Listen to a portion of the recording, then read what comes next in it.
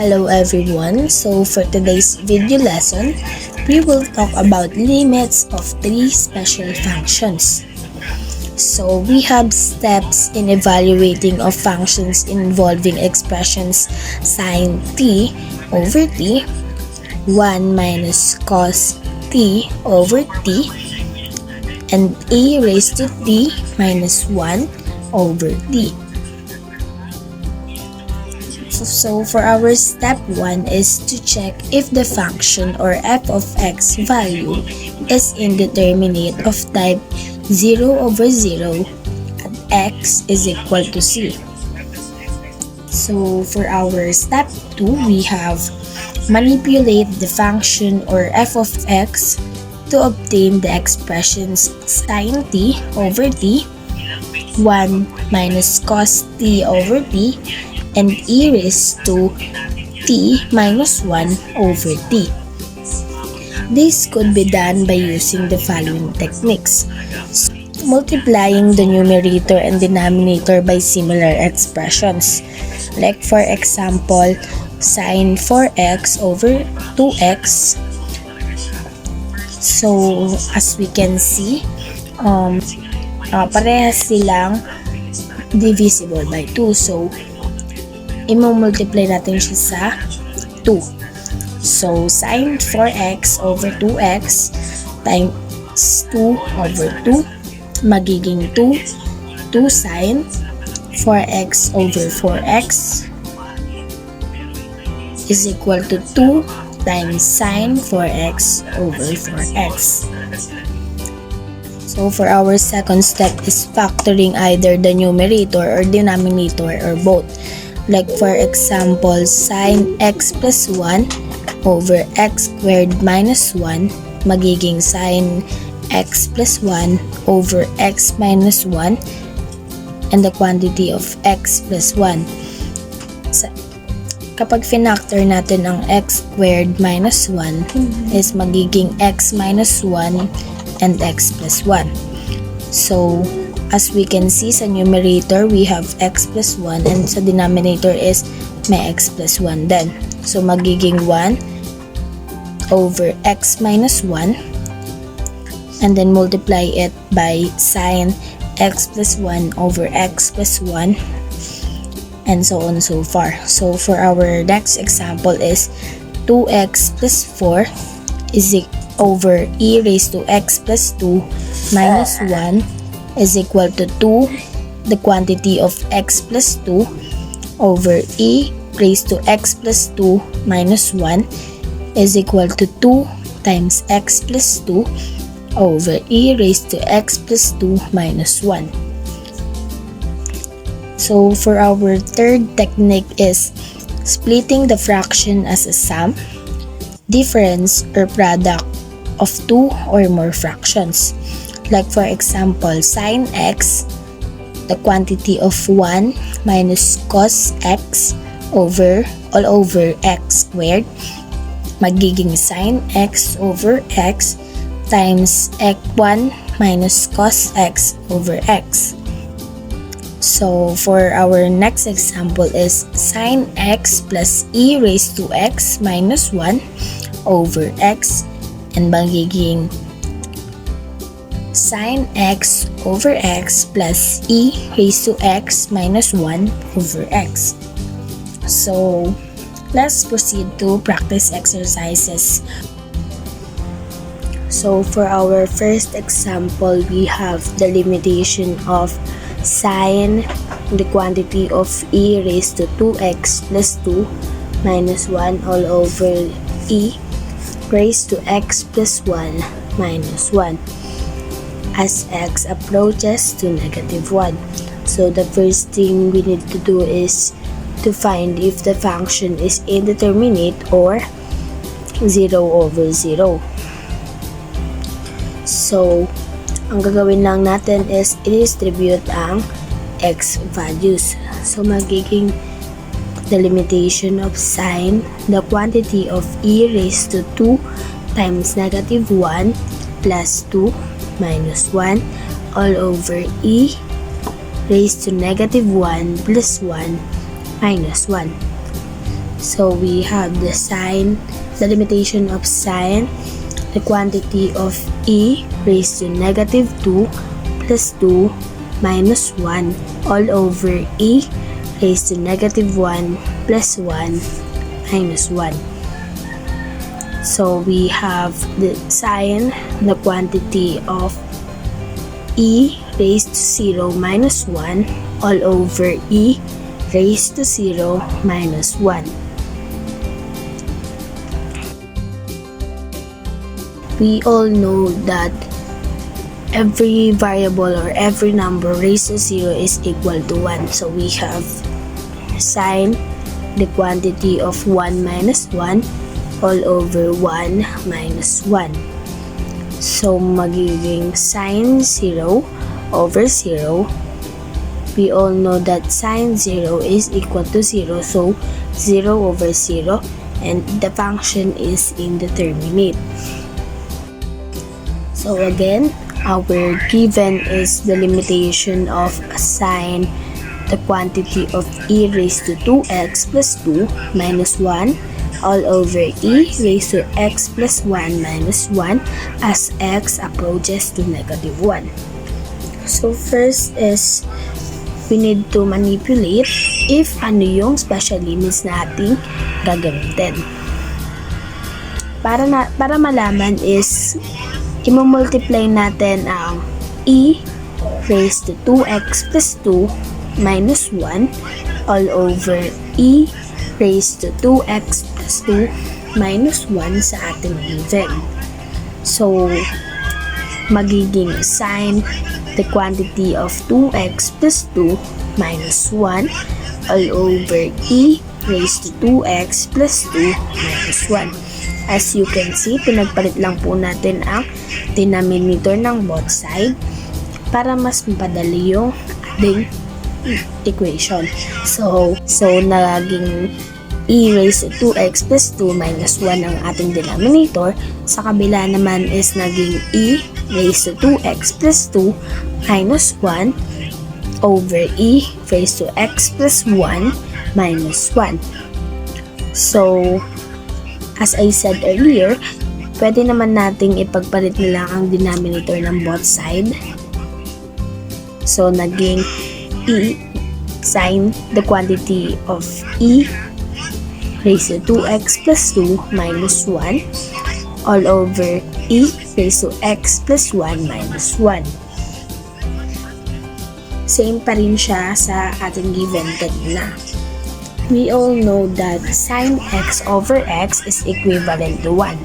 So, i-change na natin ang sign sa 1 para mahiwalay na natin siya. So, magiging 1 times e raised to 2x plus 2 minus 1 all over e raised to x plus 1 minus 1. So, first is 2x plus 2 sa ating power ng numerator ay gagawin natin 2 times x plus 1 para ma-factor natin or may makancel tayo. So, magiging 1 times e raised to 2x plus 1 minus 1 over e raised to x plus 1 minus 1. So, i-factor na natin siya. Magiging 1 times e raised to x plus 1 plus 1 and the quantity of e raised to x plus 1 minus 1. So, we have makakancel na natin ang e raised to x plus 1 minus 1 since parehas na ang numerator at denominator. So, ang matitira is 1 times e raised to x plus 1 plus 1. So, pwede na natin i-distribute ulit ang x values. So, we have 1 times e raised to negative 1 plus 1 plus 1. So, magiging e raised to e. So, magiging 1 times e raised to 0 plus 1. As I said earlier, na lahat ng variables or numbers na may power na 0 is equivalent to 1. So we have 1 times 1 plus 1 is equal to 1 times 2, and the limitation of sign, the quantity of e raised to 2x plus 2 minus 1 all over e raised to x plus 1 minus 1 as x approaches to negative 1 is 2. Let's now proceed to the second example. Number 2, to solve limit of x approaches to 0, e raised to 1 minus cosine squared x minus 1 over e raised to 4 minus 4 cosine squared x minus 1. First, we need to rearrange the expression. Substitute for cosine squared using Pythagorean identity and simplify. Rearrange expression is equals to limit of x approaches to 0, e raised to negative cosine squared x plus 1 minus 1 over e raised to negative 4 cosine squared x plus 4 minus 1. Substitute for cosine squared using Pythagorean identity is equals to limit of x approaches to 0, e raised to negative 1 minus sin squared x plus 1 minus 1 over e raised to negative 4 times 1 minus sin squared x plus 4. And simplify, then the problem becomes limit of x approaches to 0, e raised to sin squared x minus 1 over e raised to 4 sin squared x minus 1. Now, as x approaches to 0, sin x also approaches to 0 too. We can use approximation of e raised to x approximately equal to 1 plus x for x. So, it will become limit of x approaches to 0, 1 plus sin squared x minus 1 over 1 plus 4 sin squared x minus 1 equals to limit of x approaches to 0, sin squared x over 4 sin squared x, and cancelling the common terms, and the answer will be 1/4 or 0.25. Number 3. The limit of e to the power of sine squared x plus 1 minus 1 over e to the power of sine x plus 1 minus 1 as x approaches negative 1. Our objective for the given is to solve the limit by manipulating the problem. But first, we need to multiply the numerator and the denominator by its similar terms. The limit of e to the power of sine squared x plus 1 minus 1 over e to the power of sine x plus 1 minus 1 as x approaches to negative 1.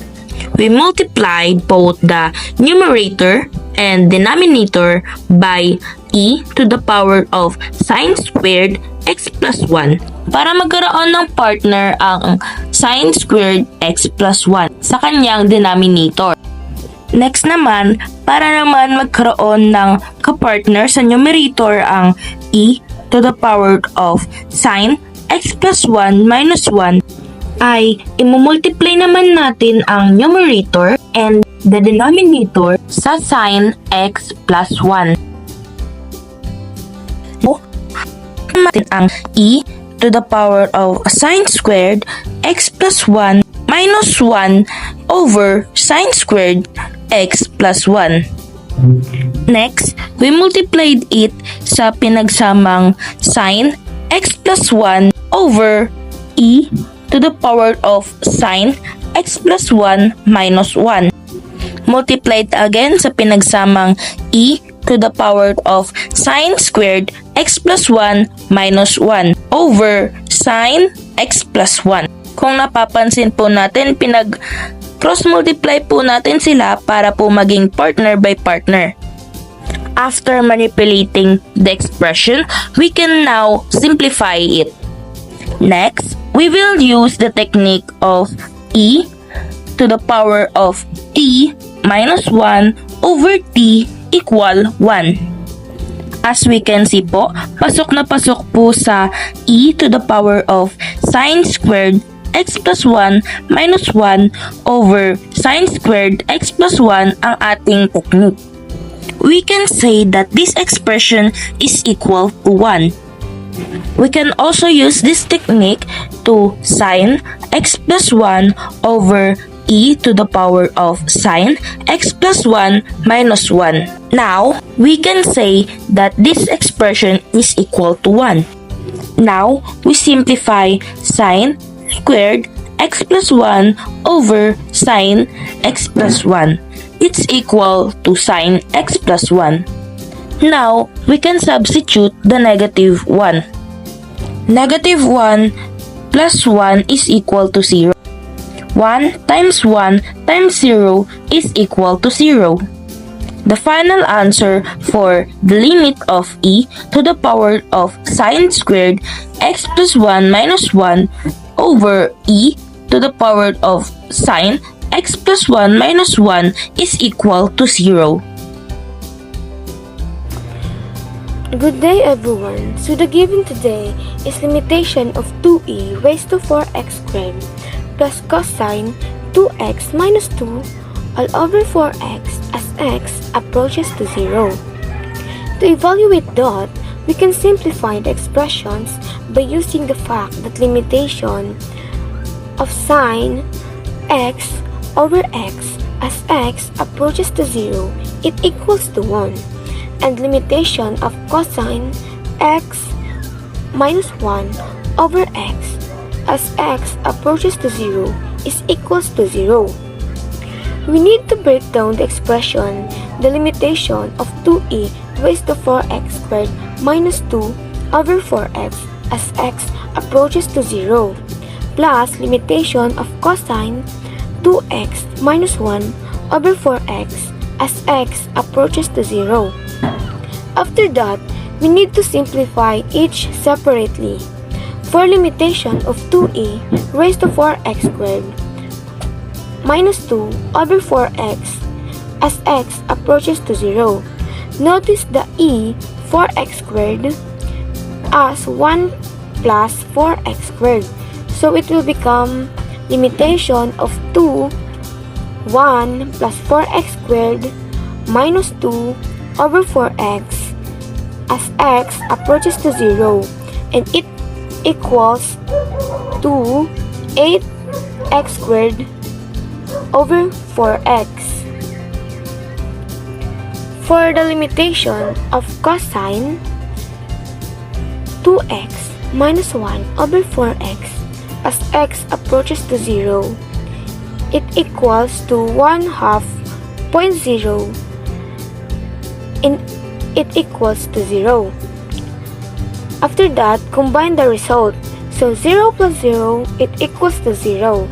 So the final answer is limitation of 2e raised to 4x squared plus cosine 2x minus 2 over 4x as x approaches to 0, it equals to 0. That's all. Bye-bye! Good day everyone! So ngayon naman, ang given ay limit of a function as x approaches to 3 is sin squared x squared minus 2x minus 3 plus sin x minus 3 over x squared minus 9 times x plus 1. We need to check first if it is indeterminate. So we substitute the 3 because it is approaches to 3 or x approaches to 3. So sin squared 3 squared minus 2 times 3 minus 3 plus sin 3 minus 3 over 3 squared minus 9 times 3 plus 1. So 9 minus 6 minus 3 plus sin 0 is equal to 0. 9 minus 9 is 0 times 4 is 0. That's why it is equal to 0 over 0 or indeterminate. So we prove na po na limit of a function as x approaches to 3 is indeterminate. We need to manipulate it. And the first step, I use the technique na ifa-factor ko muna ang numerator and denominator. So our numerator is sine squared x squared minus 2x minus 3 plus sine x minus 3. That's why it is equal to sine x minus 3 squared plus sine x minus 3 or sine x minus 3 times sine x minus 3 plus 1. Lahat po ito ay equal sa ating numerator. Next, the denominator naman na x squared minus 9 times x plus 1. The factor of x squared minus 9 is x minus 3 times x plus 3 times x plus 1. And now, we can substitute. Paano po nangyari? Napalitan natin yung numerator and denominator ng finactor natin kaya naging sin x minus 3 times sin x minus 3 plus 1 over x minus 3 times x plus 3 times x plus 1. Tapos po, we need to cancel out the common factor and we all know that sin x over x is familiar with sin x minus 3 over x minus 3. That's why we denoted that as 1. Our final equation is the limit of a function x approaches 3 is 1 times sin x minus 3 plus 1 over x plus 3 times x plus 1. Now, we need to substitute the given to the equation. That's why it become 1 times sin 3 minus 3 plus 1 over 3 plus 3 times 3 plus 1. So, it become 1 times 0 plus 1 over 6 times 4. So 1 times sin 0 plus 1 is equal to 1 and 6 times 4 is equal to 24. That's why it is 1 over 24. So the final answer is the limit of a function as x approaches to 3 is sin squared x squared minus 2 x minus 3 plus sin x minus 3 over x squared minus 9 times x plus 1 is equal to 1 over 24. I hope na nag-enjoy kayo sa aming video. Thank you for watching.